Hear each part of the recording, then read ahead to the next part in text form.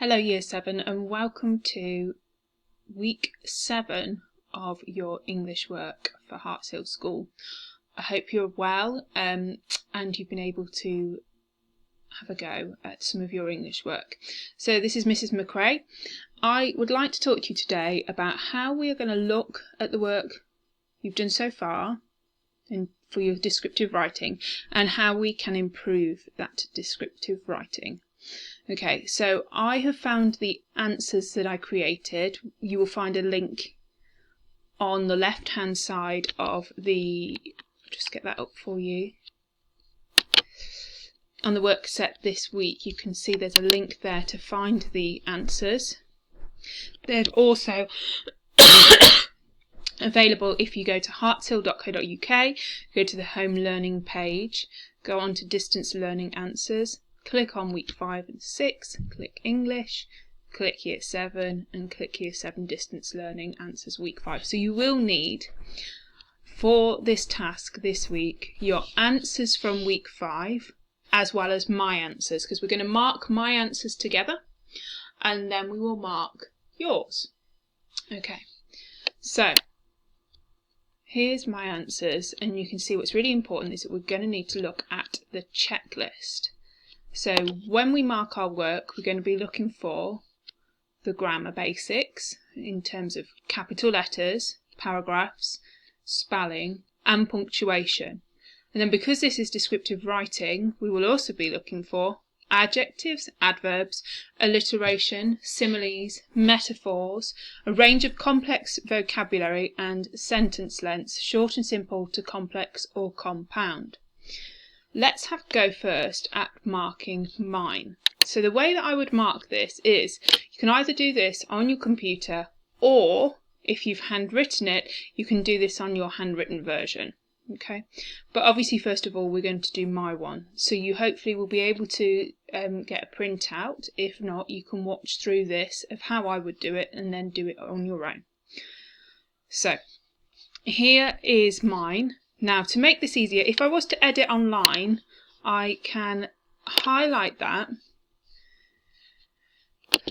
right click off it and go down to paragraphs. Now to give myself a bit more space, just so I can see what I'm doing, I'm going to go to line spacing and make that double. Okay, so you can see that now I can see a bit more between.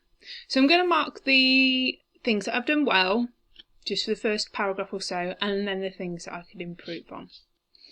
So first of all, I am looking at that checklist, and the first thing that I can see on the checklist that I know that I've done well is that I've used capital letters and I've started to use complex vocabulary.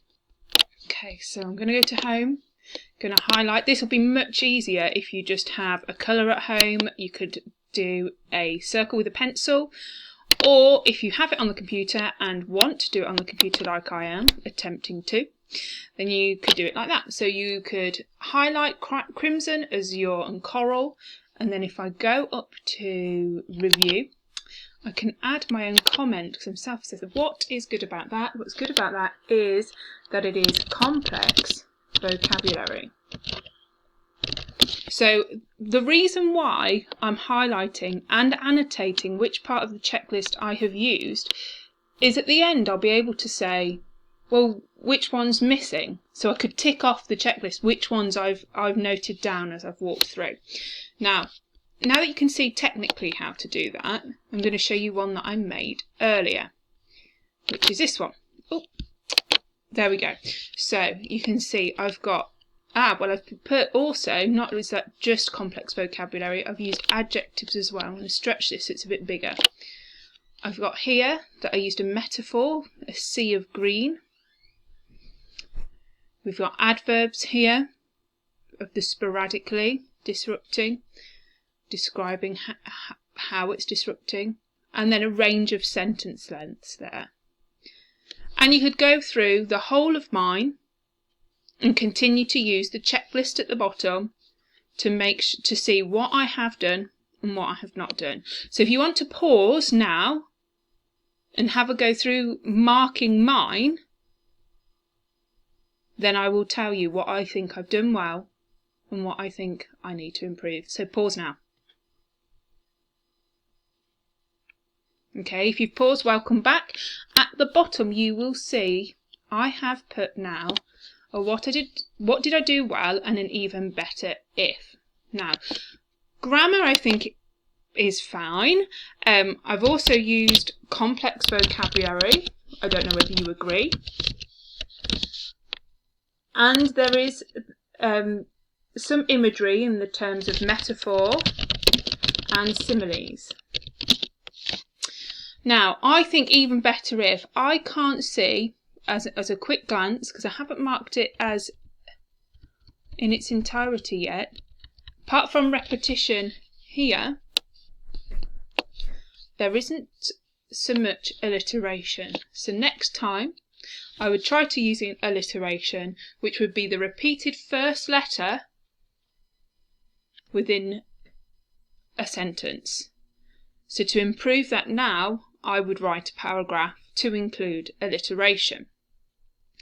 So if you go back now to your distance learning for English for this week, everything I've just covered in this screencast is here in step-by-step A to E.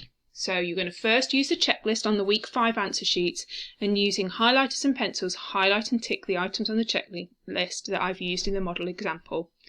Secondly, use a checklist to mark your own work. You can use highlighters and pencils to mark your own work. Write down one thing off the checklist that you did well, and one thing that on the checklist that you would like to improve next time. And then as the final task, write another paragraph trying to improve any areas of grammar and focus on a part of the checklist that you have missed.